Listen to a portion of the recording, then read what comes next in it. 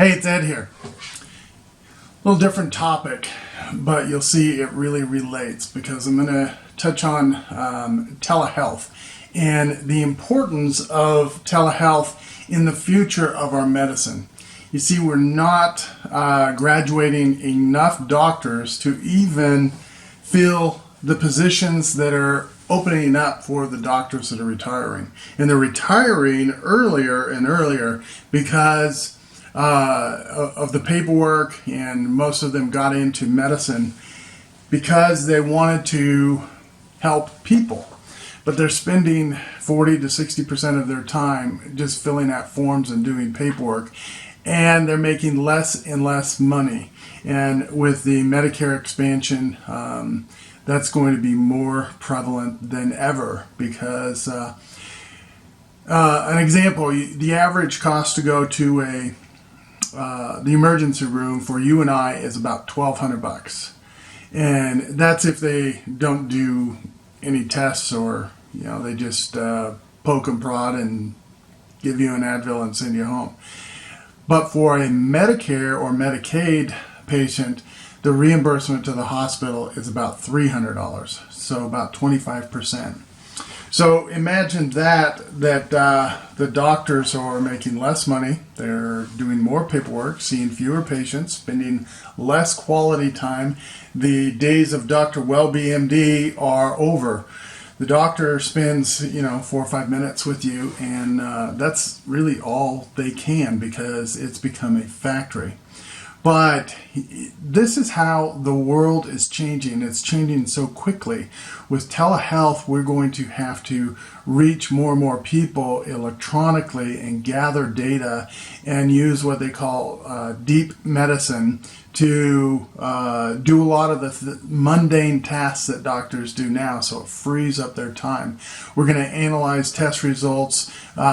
Technology is going to start reading x-rays and pathology reports, but the advantage of that, the technology will be able to scan 1 million x-rays or cardiograms or MRIs, where a doctor who reads x-rays for a living, he's probably seen 10,000 in his life, maybe 20,000.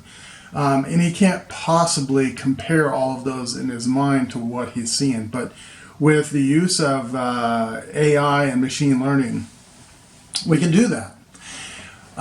But for the everyday person, technology has become very pervasive in our life. You think about everything that you do. You ask Siri or Google or Alexa to do something, and they do it. You can say, "Hey Google, tell me a joke." Google will tell you. When a frog's car breaks, it gets towed. See, Google just told me a joke. So we're actually using it to entertain ourselves. But think about all the things that we do. So just a few examples here. We have our banking, we have Uber, we have real estate, we have Airbnb, we have Facebook. What else is on there? We have car gurus. And, you look at my screen, and that's just one of, many screens that are on my phone. Everything that we do is right here in the palm of our hand. So it only makes sense that we migrate to this path. We as humans are going to have to adapt to this.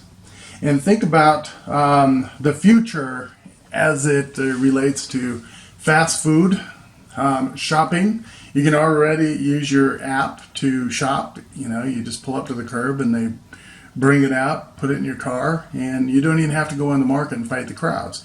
So it's no wonder that malls are dying, and they're being turned into multi-use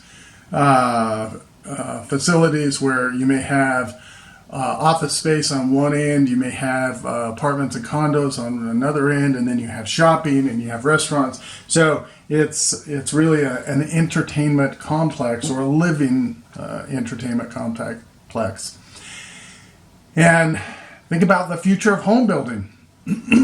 Soon you won't have to go to a model home to buy a new constructed home. You'll be able to go online, you select the builder that you want, you select the location that you want, and you see an aerial view of the development, and you say, wow, I like that, and it'll give you a street level view, it'll give you a high level view, front to back, back to front. You'll be able to see how close the other houses are going to be. You can put your style of house that you want to build on there, see how the elevation looks. All of these things will be done right from home, from your computer, from your iPad, from your laptop, from your phone. And you'll be able to pick the colors, everything.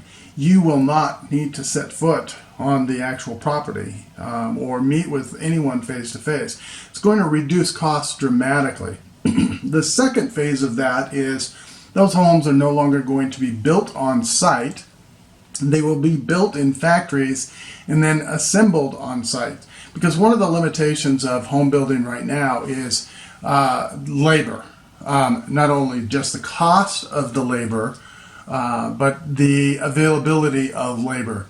You know, we're getting to a place where we have fewer and fewer people getting into the construction industry, whether they're framers, electricians, concrete, drywallers, cabinet installers, painters. All of those are dying industries. So we're going to have to change the way that we do this. We're going to have to do it in a factory setting and start building homes in a factory.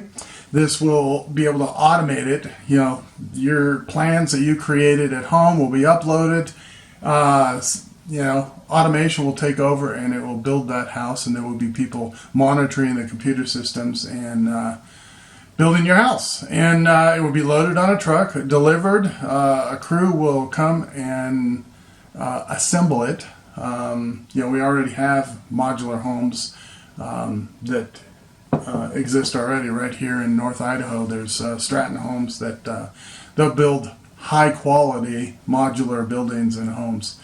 The second thing that will happen is we will have you buy your car, a new car, right from your phone, which we already have Car Gurus and Cars Direct and 50 other apps that help us do that. We can compare prices, compare dealers, look for incentives, and but here's what I think is going to happen to the online shopping. Already we have this experience with Amazon where we can order something and it's delivered to us the next day or in 2 days with if you have Amazon Prime.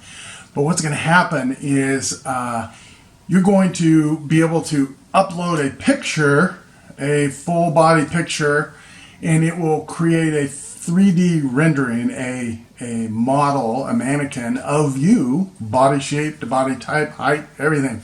So you'll be able to say, I want to try on this outfit, that outfit, these clothes, see how that fits. Shoes, pants, dress, blouse, shirt, tie, sport coat, whatever you want. And you're going to say, yeah, I like that outfit, or swap it out and create different outfits. And all of this will be saved because of artificial intelligence, and it'll start learning your preferences, and it will actually start just like Amazon does now, where Amazon sends you, hey, based on your searches, we recommend this. It's going to start doing that. So, all of this is going to be automated. You open your garage door from anywhere in the world. You turn on your lights anywhere in the world. Now you'll be able to shop at your favorite store from anywhere in the world, or from your bedroom or bathroom. You're trying on clothes and you can't find something that fits. Well, it delivered to your house the next day, the outfit that you just tried on virtually. So the natural progression is going to be the use of artificial intelligence, machine learning, and big data. big data, data scientists is the big word now. Everybody wants to learn how to manage, manipulate, and monitor data. And that's the future. In the last 2 years, we have created more data than in all the time in history. Think about that. In 2 years, we created more data than the entire world's history. That's a lot of data. And why is that data being created? Well, it's social media. How many pictures have you uploaded today? It's 8:12 in the morning, and some people have already posted five selfies. And here I'm creating a video. So the use of technology is going to dictate our life. But telehealth is the future of medicine, and all of these things that I just talked about is going to make it comfortable for us to use telehealth. We're not going to, it's going to be commonplace. It's just like 10 years ago, the use of a cell phone was so foreign, when you got your first iPhone and all the things you could do with it. I remember the first time I logged onto a computer and was able to get on the internet. And it was a company called Compact.com, was the first website I ever logged onto. And they were a computer manufacturer. And guess what? They don't even exist anymore. They were one of the largest computer manufacturers in the world and one of the best PC and server manufacturers out there. They competed with IBM and then the likes of Dell came along and built it cheaper. And to compete, Compaq tried to buy other companies. They bought Digital, and long story short, they don't exist. So we have to get used to changes, and one of the big changes is telehealth. As you all know, we've created a software solution that helps those struggling with addiction, homelessness, and mental illness, and it's to connect them to the resources that they need. Housing resources, medical resources, counseling resources, financial resources. Imagine what this technology can do for our veterans. Managing the Veterans Administration system is an absolute nightmare. There's nonprofits who do nothing but navigate that system. There's an organization called New Beginnings here, and it's started by a Gold Star mom, and she set up a nonprofit, and she says the biggest complaint is people can't figure out what their benefits are, where they get those benefits, how do they get resources. The Veterans Administration has a unlimited amount of resources for a veteran, housing support, medical, psychological, but where do you find it?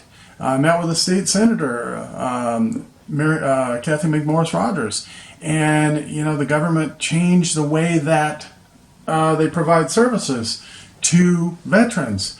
A person in the room there was talking to Kathy McMorris Rogers and said, yeah, you changed the system, but this piece over here isn't communicating with this piece, and that piece isn't communicating with this, so it's taken me months just to get through all the systems. So imagine that. We put all of that technology in the palm of their hands. So a veteran says, hey, I need a doctor that specializes in brain trauma in the Phoenix area that is also veteran approved. Well, we could have that right there. Imagine a veteran needing housing support. They need, there's a lot of resources out there for veterans. They'll pay their deposit, their first and last month's rent.